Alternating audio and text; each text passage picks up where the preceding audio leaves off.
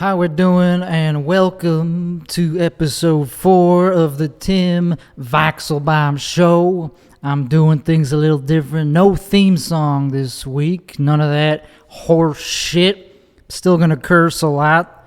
This is not a child-friendly show. It's not friendly to anybody, actually, unless you're down to F. Unless you're DTF. No. That's just the No Nut November talking and coming out of here. This dirty old skanky ass mouth of mine. No, it is No Nut November. I don't know if I talked about that already, but it is. It's also No Shave November. That's why I got a nice mustache right now. I got a haircut. I drove all the way to Cedar Park, Texas, to get one of those full service haircuts, but they left them. I went in there thinking I would get the whole thing cleaned off, the mustache and all, but then the dude was like, no, you got to keep the mustache. It's No Shave November. I was like, all right, I'll keep the mustache. And I got a full straight razor shave like in the old days, like a classic shave. I got a haircut. I look like a cop. That's what I asked for. I was like, he's like, what are we doing today? I said, just make me look like a cop.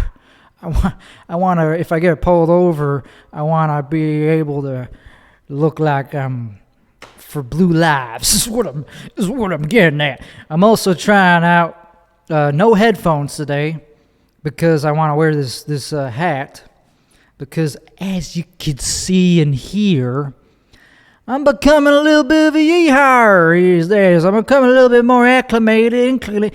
I'm becoming very, very acclimated, integrated into the Texas community. Not really. Mostly just on the highways and byways, just passing people by and just going like, yeehaw. And, you know, I do drive a Tesla, so I kind of guess I want to fit in by at least dressing the part like I'm a Texan.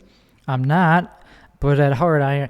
It turns out other people actually do say that. They say I'm not from here, but I was born a Texan at heart. And I think as common as kind of hackneyed as that may be, there is some truth to that for me, because Texas is a mindset. It's not just a place that you have to be born into. It's like America. It's a land of immigrants. I immigrated here from the land of Chicago land. Chicagoland specifically is where I grew up, and boy, howdy, do I not miss that that fucking place. I guess sometimes my Chicago accent still comes out, but that's just because it's my true emotions being shown. And point is that place could freeze to death for all I give a damn. Texas is my new home, and I've been driving it. I've been taking these little mini road trips, testing out my vehicle. I drove to New Braunfels. I drove all the way to San Antonio just a couple days ago just to check it out. And it was recently my birthday. I had a birthday. I turned 32 years old. I'm old. I'm pretty old, but I look like a young whippersnapper still. Look at my skin. I got like all this redness around my eyes. No idea what that's about. I think it's because of the insomnia. But it's not a good look, and I need to do something about that. Maybe get some makeup going, something like that. Lord knows that would be good for me right now, because other than that, I look like a normal dude in his 30s that most people think is in his early 20s at the oldest. I got the mustache, but if I didn't have the mustache, people would definitely be like, whoa, buddy. I need to see your ID as you're walking down these streets here, because I often get mistaken for someone very much younger than I am. But that's also because I got the good genetics, dude. I got I got the half Italian, half Jewish DNA. And those two concoctions make you age a lot slower than most people there and then. But I could definitely tell if it's a good quality photo. If I'm smiling, you could tell that I'm 32. I guess I got wrinkles on my eyes, brother. When I smile. When I make a genuine smile. Anyway, to celebrate my birthday, not that I really needed to celebrate, it's just my 30s, you know. Who gives a shit about someone in their mid? It's not like a milestone. It's to turn 32. It's just like, oh, I'm still alive. I made it this far. Let's celebrate. And to do that, I did not do it in a typical way that I may have used to at an earlier point in my life. I don't drink no more. I'm completely dead-ass sober, and I have not had a cup of drinks. A cup of tea, I was going to say, but that's fine. I've not had any alcoholic beverages or drugs, anything of that matter, for 22 days now, I believe it is. And all throughout the month of November, I've been clean as a duck. I feel like a new man. So it's kind of been making me in the mood to just kind of explore, not be such an introvert. Otherwise, if I was like smoking the herb all day, I would just be too afraid to go anywhere. That's just what it does, dude. So I drove to San Antone. I bought myself a new race car as like a birthday gift to celebrate myself. It's the fastest car known to man. It's a goddamn weapon of mass destruction.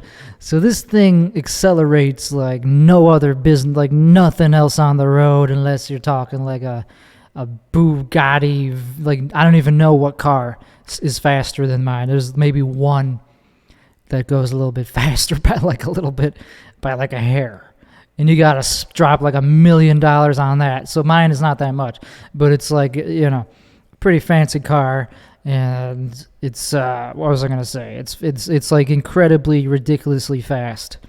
And so you have to really see what's in front of you before you press the pedal down to the metal, or else you're gonna be kind of asking for trouble there. Gotta make sure you're on a straight road, because this is a heavy car, and it doesn't have good brakes. It has 1,000 horsepower, and it just it doesn't really brake very well for how fast it is. So it's like kind of asking for death. You're asking to die. It's a coffin. I basically bought myself a coffin for my birthday with wheels attached to it. And so I drove it to San Antonio. And boy, it was just fun to just go to a new city that I never had been to before. It's a little bit more, it's a larger city than the one I'm in now, Austin.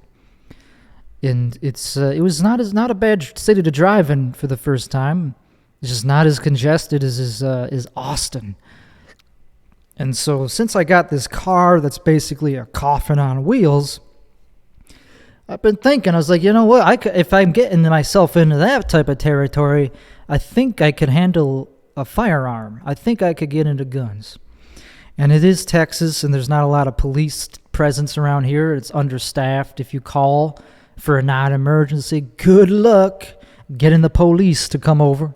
So I figure, you know what, it's time to get into the whole self-defense game. And so I went to 5 gun stores in one day. I went because, hey, I had the free time, and I had the car. I had the battery. It's weird driving a Tesla over to a gun store. You get out of this Elon Musk mobile and then enter into the Wild West, and they go, hey, welcome to Nagel's. That was the first one I went to. It was called Nagel's Gun Shop. They had every gun you could imagine, and they were like, "How you doing? What are you looking for today?" I was like, "I'm looking for a gun. I'm looking for something specific." And they said, "Well, that's great." And I said, "Is it cool that I don't have my Texas driver's license yet?" And they said, "Yeah, no, you definitely need that to buy a gun here." I was like, gosh, shucks. So I got the hell out of there, and I went to 4 different ones after that. And I called another one, too. So I spoke to 6 people, 6 goddamn gun stores.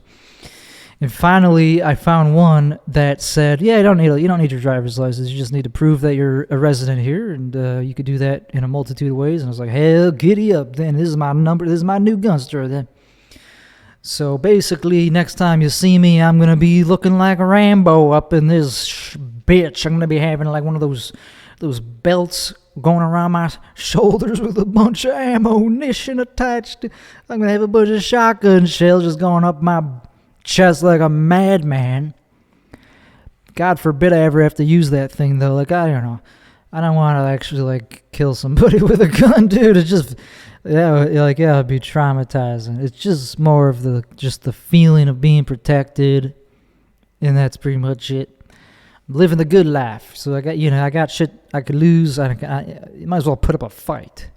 It just feels weird being completely defenseless, you know? If you don't get what I'm saying, hey, different strokes for different folks. Hey, I don't technically live in Austin. I just found out. I kind of knew that already. Like, when I moved here, I was like, I'm moving. I don't want to live in the bustling, congested city. I don't need to. I got a car. For now, I got a car. I could lose it. So I picked somewhere very far out of the city, but not too far. Like, on the transition of country and suburban. That's what it's called. That's what it is. It's like suburban. But I'm in a place with no name, and I think that's pretty cool. I live in unincorporated part of Travis. Like, I live in the county, the same county as Austin, but not in the city limits. I found that out officially. That's I'm not an Austinite, and boy, howdy, I do not. That's great for me because Austin is just kind of losing its reputation for being a cool place, and there's a lot of homeless people just, making it kind of not a desirable place to live. And so, you know what? It worked out perfectly. If this place becomes Austin, if it becomes annexed, I'll be like, oh, shucks. Now I got to move a little bit further east.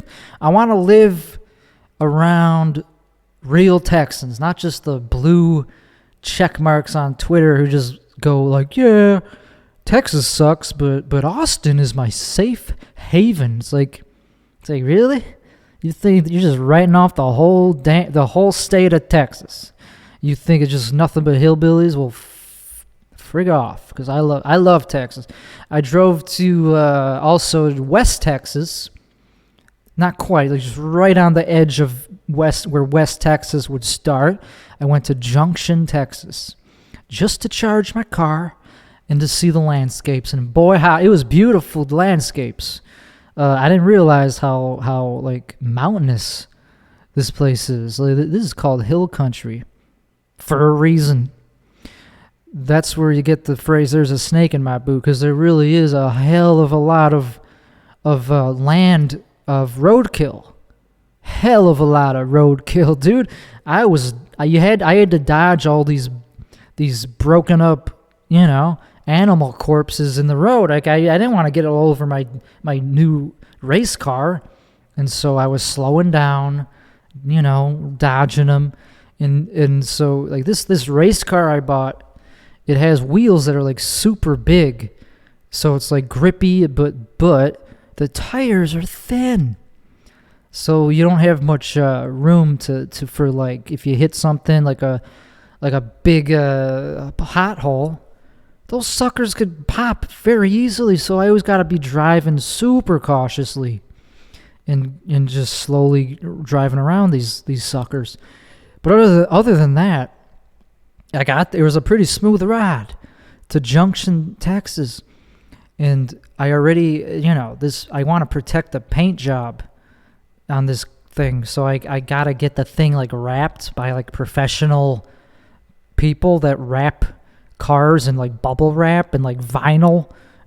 I want to get like a nice thick vinyl covering to protect the paint, dude, because as you're driving, if you're behind a truck of any kind, you better hope that thing ain't gonna kick up no gravel, because that'll happen. And you gotta keep a distance from those suckers, like at least 10 car lengths, or something like that, depending. And even then, you're gonna get flicked with little pieces of gravel, and it's gonna make a big sound, and you're gonna be like, shit. So it's already, you got to protect the paint job, and it's like obviously if it's a nice car, you're gonna be so paranoid about that thing. I can't leave it on the street in dirty 6th Street, like near all the fans, all the party animals, dude.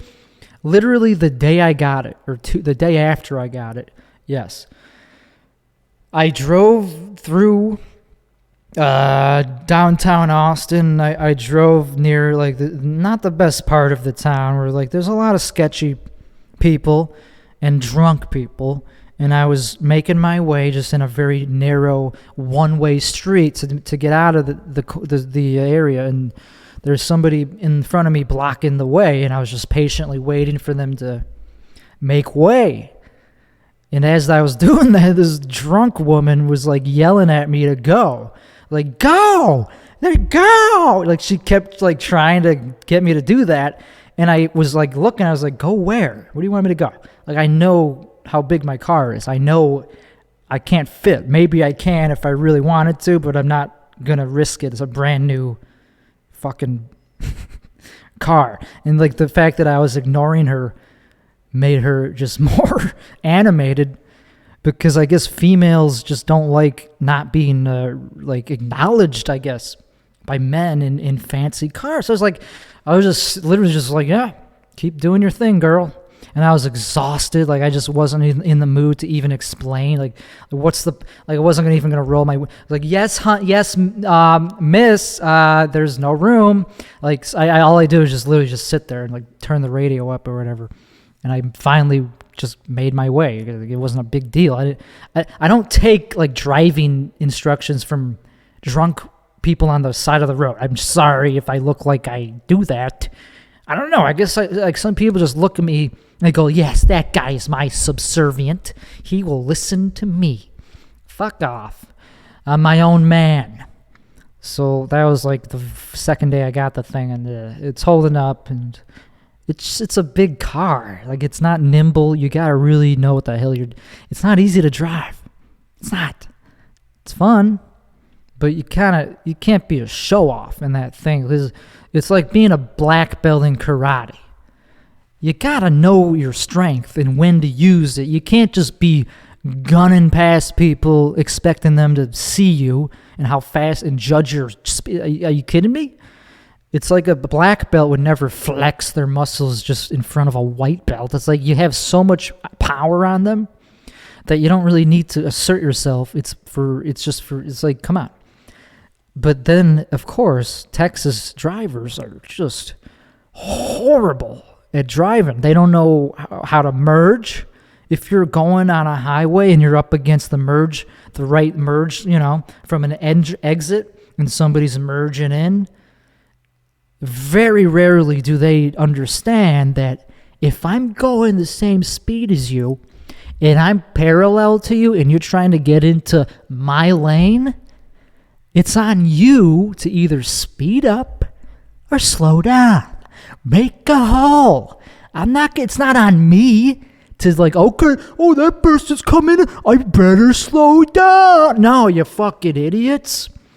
Dude, people suck at driving. And then, of course, it's Texas, so a lot of people have like that big dick wannabe, like that pretentious, I'm a big dog. It's a dick. They think every time they go somewhere, it's a dick measuring contest to see who could get there first. And so there's always people tailgating me, and it's just common. It just happens no matter how fast you're going. You could be going 90 in a 65, and there'll be someone right on your ass, and then the second you move over, they just go right back. They just want to be first. And I hate them, those immature, ugh.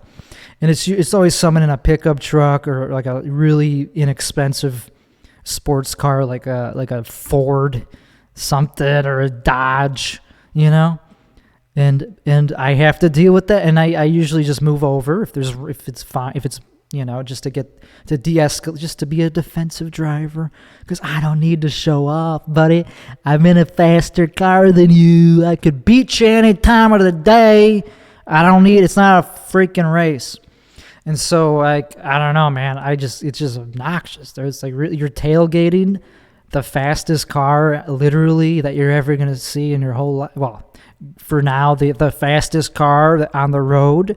Yeah.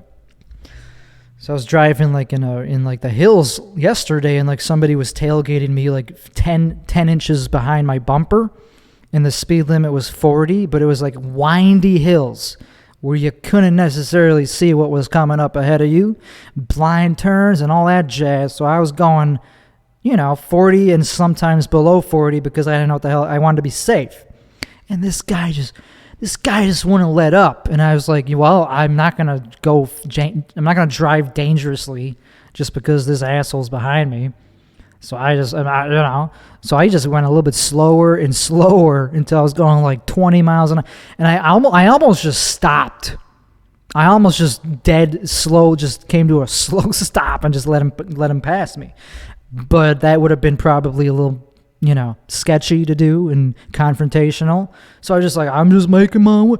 So I finally, I just wish there was something you could do to tell people to back the hell off. Aside from like lethal, aside from like doing something completely bananas of like waving a gun at them, get the hell back. I wish license plates you could get them that say full sentences, like get the hell back. This car is slow to brake. Like this car might stop suddenly. There might be a pothole. You freaking idiot.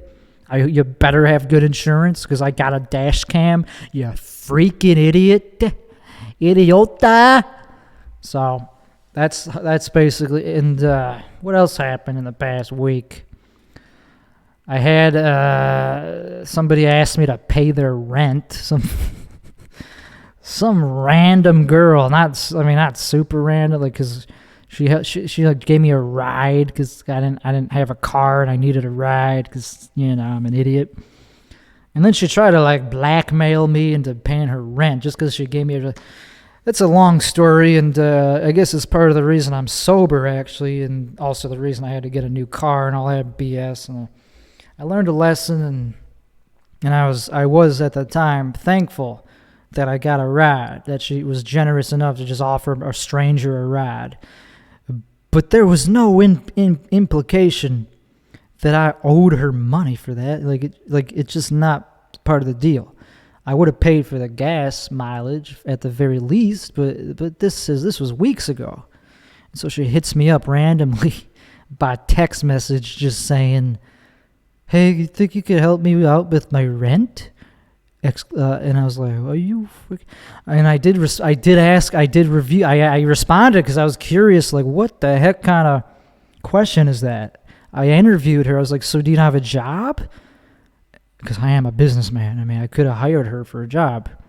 And thank God I didn't offer to do that, because she turned out to be quite a toxic little Miss Sunshine. And so she said, no, well, I can't work right now because I got to get emergency surgery on my jaw. And I was like, oh man, may I ask what happened? Because I was still in the discovery process of seeing if this person was legit. Like, what the hell's going on with this person that they got the audacity to ask this lonely Texan for that kind of thing, free money. And so I was like, she said something about how her tonsils were fucked up, like her tonsils grew in wrong. I'm like, that's not an emergency. That didn't happen overnight. That's not like it got smashed in the face by a baseball bat. And I was like, okay, so you have nobody to help you with that? Do you think I'm like rich or something? And she said, and then she got super defensive. She was like, "Oh, dare you? I don't care how much money you make." Sure, yeah, sure. Because that's totally why you just messaged me out of the blue. It's because you thought I was totally, just some broke guy, right? With his own house, right? So this little Miss Sunshine, she's like, you owe me one. I rescued you. And I was like, yeah, but I didn't really ask to be rescued. I was going to take an Uber home. And so And I was like, but, you know, I'll pay for the gas. And so she said, yeah, okay. And then she sent me her Venmo or whatever. And then she said like, I don't know. She said she just rubs me the wrong way. Like she reminded me, you owe me one. And it just was not a pleasant exchange. And it just made me really bummed out that somebody would, just the way it went from a good thing to like a really, really negative thing really quickly. Like I thought she was just like a nice person. And of course that's not the case ever. When is that ever the case? Someone's just going to be a good Samaritan and I expect their bills to be paid for such a thing like that. And so I was like, you know what? I don't have Venmo. I'll pay you in cryptocurrency or something, but only because I didn't want her to know my name. I didn't want her knowing my full name. So I was like, okay, I'll pay you in cryptocurrency, but only if you apologize for the extortion attempt. Because she was like, hey, you're funny, is it? I was like, well, then goodbye. And she was like, still pissed off. She was like, not very happy about that. She really wanted that $10 worth of gas money at the very most that it could have possibly. I would have been like, so how much miles per gallon does your car get? Because I would have been very, very cheap about it. Like I was not in a nice, generous mood. So I don't like being gold dug or whatever. I don't like being looked at as a mark to be extracted money from, like a freaking oil rig. So I was like, all right. And I was like, that's it. And she said, well, this is why you take everything. Good job bringing up how much money you make. Good job. Like clap emojis. I was like, this is why you're single. It's because you take everything up the ass. I was like, okay. Being single is not that bad, but good luck. Good luck with your rent and your little schemes there. That's all I said. Like I didn't really care. Like obviously it's hard to take things personally when somebody's acting like such a low level. I was like, it's like really you're not like you're a catch because you're because you're a class act just asking strange men to pay their bills. Yeah, I'm so sad that I'm single because it saves you money. And I was thinking about that. Like, is being single that bad? Hell no, dude. You still get to get laid, and you don't have to pay people's bills. Hey, it's not that bad. I'm having a great time. I'm living the good life right now, and I don't really want like some floozy. Not that that's a mean word. That's a mean word. But let's face it, I don't want that. I don't want somebody walking around my house with their cowboy boots, mucking it up unless it's me. I talked about this last episode. It's like I don't even want a cat. I don't even want like the most easy to take care of animal because it's my house. I'm the cat of the house. I am a very cat-like person. And then what else happens? Because like I guess I am kind of in the position where like I could hire somebody for like work if they really, like if I really wanted to, because I kind of I need help with my business. Like I'm a businessman. I'm a businessman. I don't like talking about it because it's none of your business. It's my business. I don't really need to talk about it. But that's what I do. I'm a businessman. I'm an entrepreneur. A very successful one. And it's just becoming at the point where it's like, yeah, I guess I could start hiring. I need to make the leap of hiring my first employee. And that's like a daunting process because it's like I don't want them to like to sue me, to be honest, for like just doing one wrong thing, like saying something, oh, that's harassment, or like that's discrimination. It's like, oh, I'm sorry, sweetheart, but that's how my boots go clicking here. That's just how I roll. It's like maybe I don't want like some. It's like, yeah, like if you're gonna hire somebody who is a woman, the chances of them accusing you of something is way higher than if it's a dude. So I guess I am for marketplace for workplace discrimination.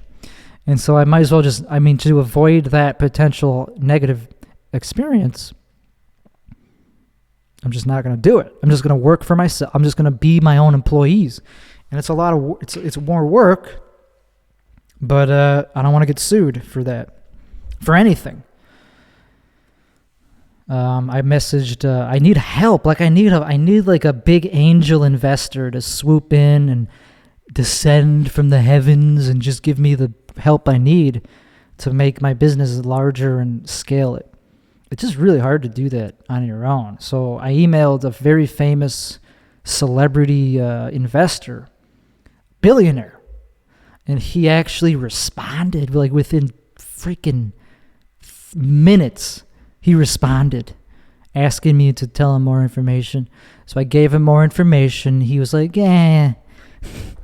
too risky. He pulled out. He was not interested in making a deal.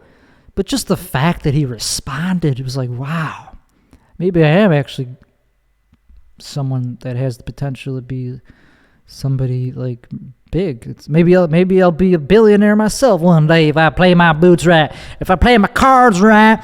But anyway, this podcast is not about money. It's not about that. It's about success. Definitely, it's about success. I am very ambitious. When I get emails back from billionaires, it really does light a fire under my ass. It's like, holy crap.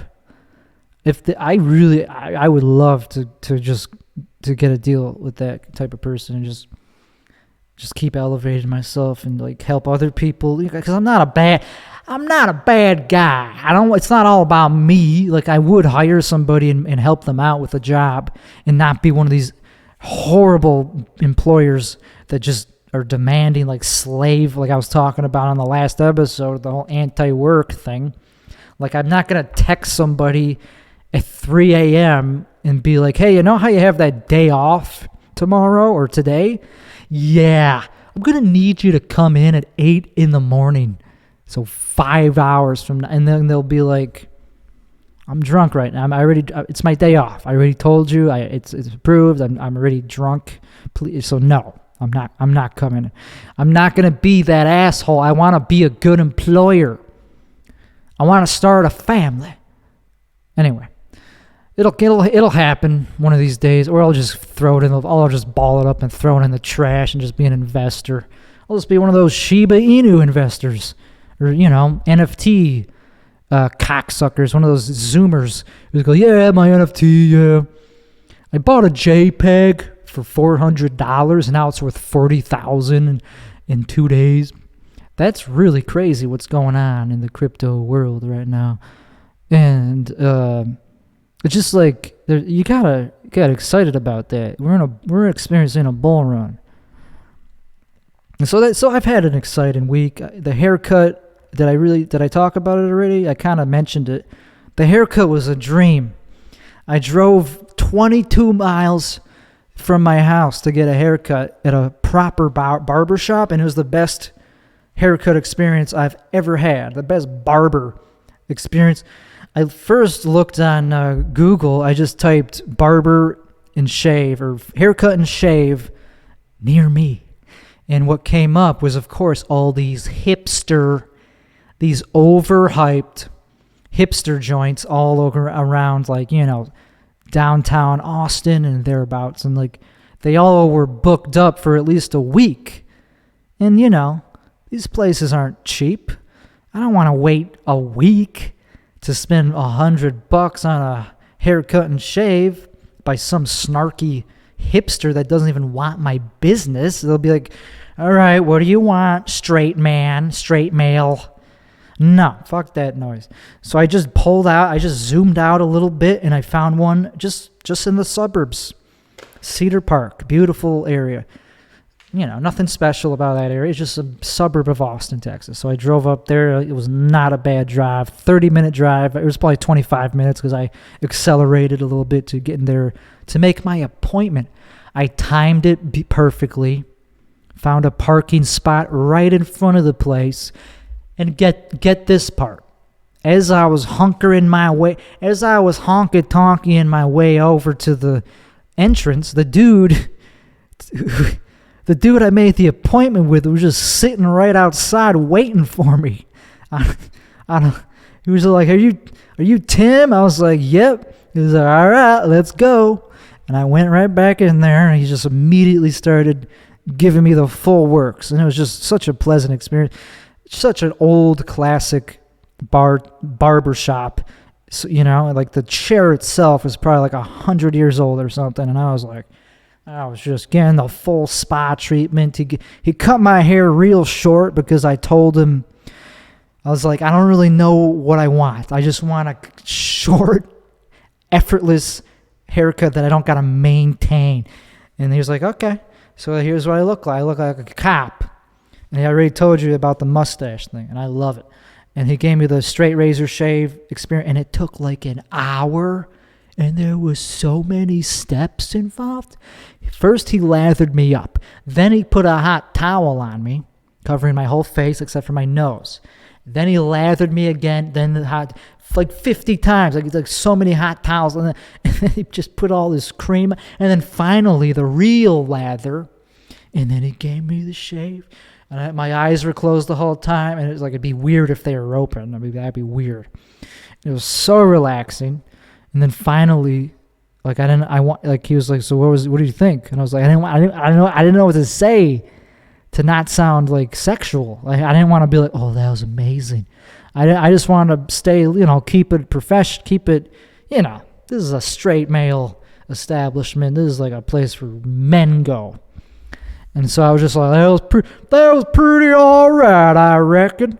And I was like, and so I found my new barbershop. I'm definitely going back there again.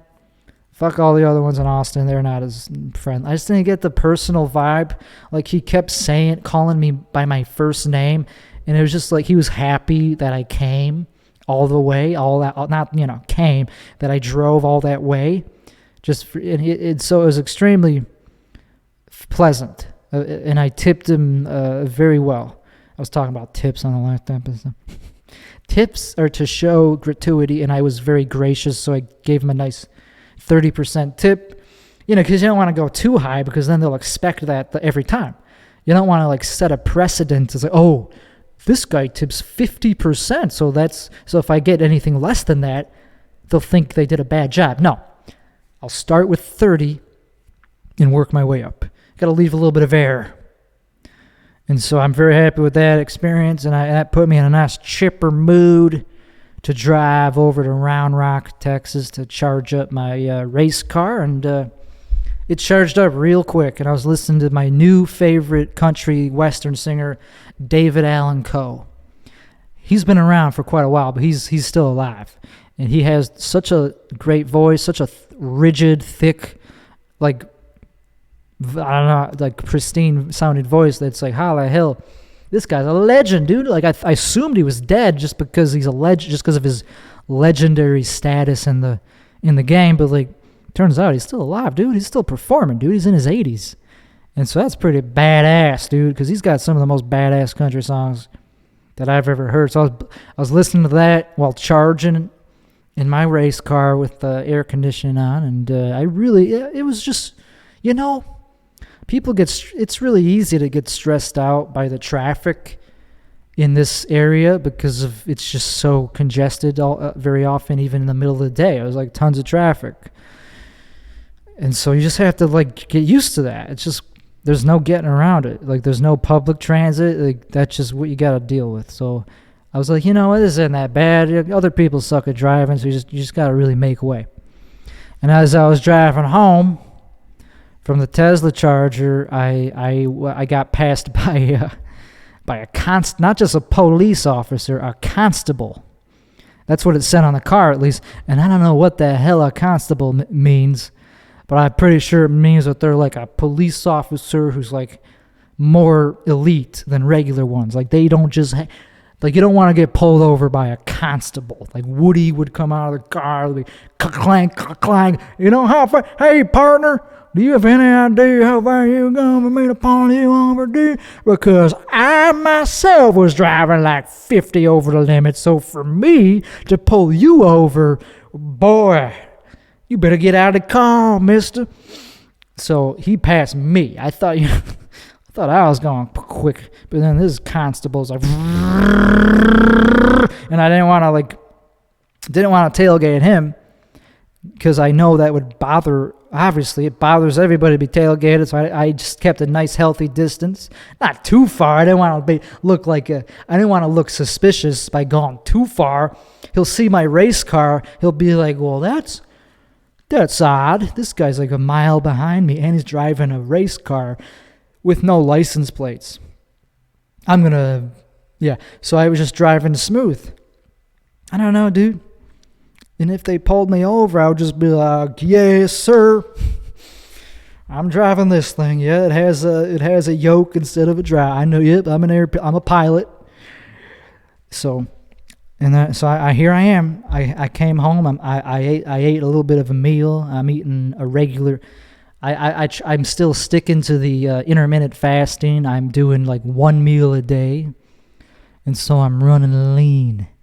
I'm at my ideal body weight of 120. I'm feeling good. I survived COVID. I had COVID back in February, and I survived it. And now I think I'm okay with the. There's not a lot of COVID going around right now in these parts. It's going on. It's definitely going up in the countryside, in the whole country. If we're talking just in my county, less than 100 cases a day. So it feels like life is happening again. Like, just going to a barber, not having to wear a mask. It felt amazing. It's like you don't know what you got until you don't got it. And so when I got that, I was like, this is beautiful. So I am living the sweet life. There's not a lot to complain about. I did comedy a few times. Just once or twice this week because I just was bored. I was like, I'll go to a couple mics, and it was fun. I felt like, yeah, I could get back into this maybe, and I don't know why I brought that up. It's nothing really. I don't know. There's nothing really to complain about. I know, a lot of people are moving here for comedy, and it's really competitive, and you kind of get this vibe that nobody gives a fuck about you when you go to like a comedy club, because they don't. You're just one of the millions of fishes swimming up the river trying to get a little piece of that action. And so I don't really mind that anonymity, and it's actually kind of nice. I don't really mind it. You have to get over yourself, man. You can't be walking in there, waltzing into a new comedy scene, thinking that you got the hot beeswax because you came from a different one. Because you think you were so good in your previous city. It's like, I'm from Chicago. That's a bigger city than this. So that means if I could make it there, I can make it here. And you think that respect that you earned in that city will just transfer. Hell no. Nobody knows you. Nobody gives a fuck. Unless you actually are famous. Unless you actually have like a successful podcast or something. And if you're just doing open mics, you're not going to get anywhere. You got to be willing to fail. Fail upwards, as they say. That's what I've been doing. I've been failing upwards. And so I don't know. I'm patient, and you kind of need a podcast, I think. That's why I'm doing this. I'm doing this just for funsies. Well, I'm running out of steam, so I guess I will end it unless I can find one little topic here. I have been dressing like a cowboy, as I've been driving my race car around. I love the freedom of being able to drive wherever I want with no time limit, and just dressing as a cowboy and looking like a freak of nature. It's just clash. Like you're in a futuristic car, but you're dressing like a cowboy. So it's like, who are you? You get looks. You get a lot of looks.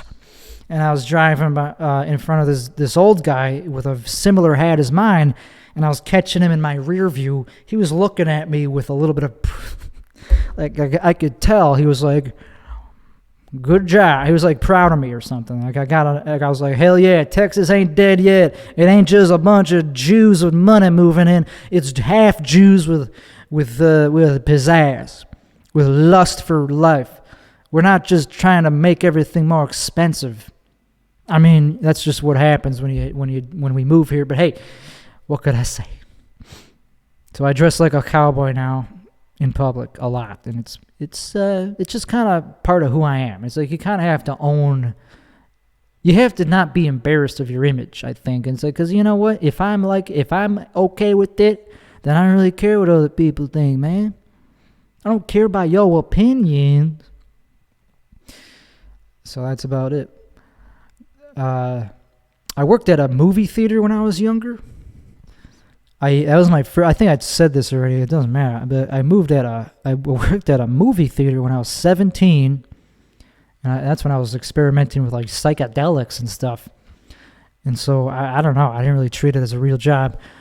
And they sent me a letter recently saying that my credit or that my personal information was stolen from their computer system.